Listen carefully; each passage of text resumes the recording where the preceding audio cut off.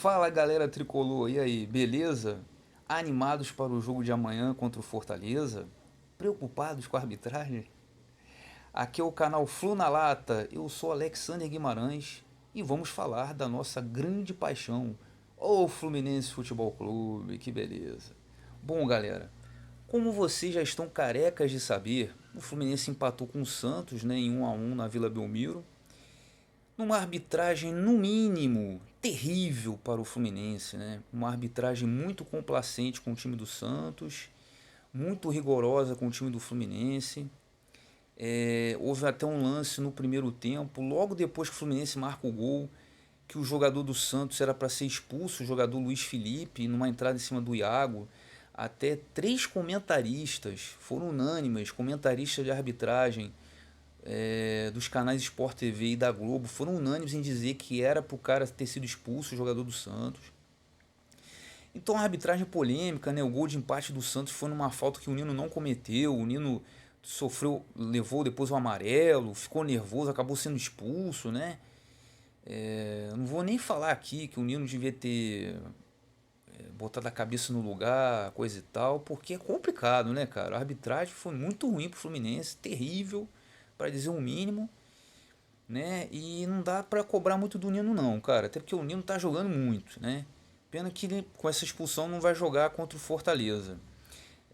Só fica a lição porque na Libertadores vai aparecer umas arbitragens esquisitas dessa, né? Umas arbitragens que é rigorosa para um time e o outro vai deixando para lá. A Libertadores está cheio disso, então serve como lição para não perder a cabeça, mas é complicado, cara. Pô, o sangue esquenta numa hora dessas. Bom, com o resultado a gente achava, bom, vamos agora, não tem jeito, ainda mais que o Atlético venceu o Sport, né? Vamos torcer pro Palmeiras ganhar a Copa do Brasil e vamos ver, né? O Palmeiras ganhando a Copa do Brasil, a gente ficando em quinto, aí a gente vai para a fase direta de grupos. Mas eis que, num jogo que muita gente não acreditava, que o São Paulo poderia perder, já que era contra o Botafogo nessa situação de Série B, né, tendo que se reestruturar para encarar uma Série B nesse ano. O Botafogo joga muito bem e vence o São Paulo, 1-0. Teve até um pênalti aí pro São Paulo, quase chegando no final da partida. Um pênalti que para mim não houve. A arbitragem sequer chamou o VAR. E aí, mas mesmo assim o Luciano, ex-jogador do Fluminense, perde, aquele Luciano mesmo que jogou com o Everaldo, perde o pênalti, o Diego Loureiro defende, né? Grande Diego Loureiro. Defendeu aí o pênalti pro Botafogo e pro Fluminense também, né? O jogo termina 1-0 e com esse resultado o Fluminense volta a brigar por essa vaga direta na fase de grupos da Libertadores, ainda nesse Brasileirão. Sem precisar estar pensando já nesse jogo a final da Copa do Brasil, né? E o que o Fluminense tem que fazer para chegar lá? Bom, o Fluminense tem que ganhar do Fortaleza no Maracanã e torcer para o São Paulo não vencer o Flamengo, né? Um empate para nós já serviria, né? Um empate, o São Paulo iria a 64 pontos. O Fluminense ficaria também em 64, derrotando o Fortaleza. Deixa eu ajeitar minha câmera aqui. Opa, agora tá legal. 64, 64, mas o Fluminense superaria o São Paulo pelo número de vitórias. Bastaria isso, né? Uma vitória do Fluminense, simples mesmo, e um empate do São Paulo com o Flamengo. Sendo que o Flamengo tá de olho nesse jogo, porque se o Flamengo vencer a partida, ele é o campeão brasileiro. Então, cara, a possibilidade do São Paulo, principalmente pelo que ele jogou contra o Botafogo, não vencer essa partida é bem grande, né? Bom, enfim. Lembrando que em relação à arbitragem, eu fiz a brincadeira, preocupado com a arbitragem. Bom, o árbitro do nosso jogo é o Daronco, né, que é um árbitro que a gente conhece que é meio enrolado, né? É um árbitro que costuma enrolar bastante, se perder em jogo, às vezes entra na pilha, escolhe um jogador para perseguir. Meu pai do céu, tomara que ele não cisme com o Fred. Tem uns árbitros que adoram cismar com o Fred, né? Por isso a minha preocupação, e eu acho que de vocês também. Tomara que o Daronco seja pouco falado durante a transmissão do jogo, né? Seja pouco citado, né?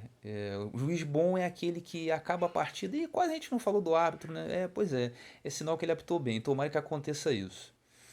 Bom, o Fluminense tem alguns problemas, né? O Martinelli não joga, né? Até foram feitos exames aí para ver se ele tinha uma fratura. Graças a Deus ele não teve, foi uma entorse, mas mesmo assim ele vai ficar 2 semanas fora. E aí a dúvida é entre o Yuri, o Hudson e o André. Na minha opinião, entre os três, o André seria melhor. Primeiro que ele joga bola, né? É um garoto promissor. Tem uma saída de bola boa, marca muito bem. Se você pensar no Yuri, o Yuri já não tem uma saída muito boa de bola, é mais um destruidor de jogadas. Então o André leva vantagem sobre ele nisso, né? E o Hudson é o seguinte, além do Hudson ser um jogador assim que a torcida, pô, boa parte dos jogos que ele fez ele não foi bem, né, cara? Tem a situação que ele já declarou que ele vai retornar ao São Paulo, né? Que ele é emprestado ao Fluminense pelo São Paulo, ele vai retornar ao São Paulo para ver se vai ficar por lá ou não. Quer dizer, é meio complicado, né? Um jogador que pode estar voltando para o São Paulo a atuar pelo Fluminense numa partida que interessa ao São Paulo, né? Interessa ao São Paulo que o Fluminense não vença. Enfim, não tô todo mundo está falando aí longe de questionar o profissionalismo do Hudson, né? Achar que o Hudson vai fazer alguma besteira de propósito. Todos os canais que eu estou acompanhando aí, sites, estão falando que ninguém está desconfiando do Hudson. Mas imagine uma jogada em que o Hudson perde um gol feito, assim no final da partida, 0-0 ou 1-1. O Hudson perde um gol feito e o Fluminense não vai para a fase de grupos direto. O que vão falar do Hudson, né? Ou ao contrário, ele faz o gol da vitória do Fluminense, digamos 1-0, gol do Hudson, no final da partida. Aí ele vai voltar lá pro São Paulo. É meio complicado. O que a torcida do São Paulo vai querer com ele, né? Vou falar pra caramba. Quer dizer, esse cara classificou o Fluminense pra fase de grupo, botou o São Paulo pra jogar na altitude e que tava querendo voltar pra cá. Olha só. Então, até pra preservar o jogador, né? Seria bom que ele não atuasse nessa partida, né? A minha opinião é essa. Eu acho que deveria jogar o André. Bom, enfim, vamos aguardar aí, né? Demais, o Fluminense, em relação a reforços, né? O Fluminense já falou que está procurando um meia, um atacante, monitorando o mercado, os nossos vizinhos aqui da América do Sul. Já falaram que também tem uma novidade, o Fluminense está atrás de um centroavante cascudo. Caso o Fred não possa jogar, ele entraria, né? Meio que pensando, né, na garotada de Xerém, meio complicado por conta de ser Libertadores, né? Teríamos um centroavante assim mais experiente, né? Não com, não com a idade do Fred, que o Fred já tem 37 anos, mas também não tão novo, né? Um jogador assim que tivesse uma experiência, talvez entre os seus 26 anos, 27 anos. Vamos ver o que o Fluminense vai fazer.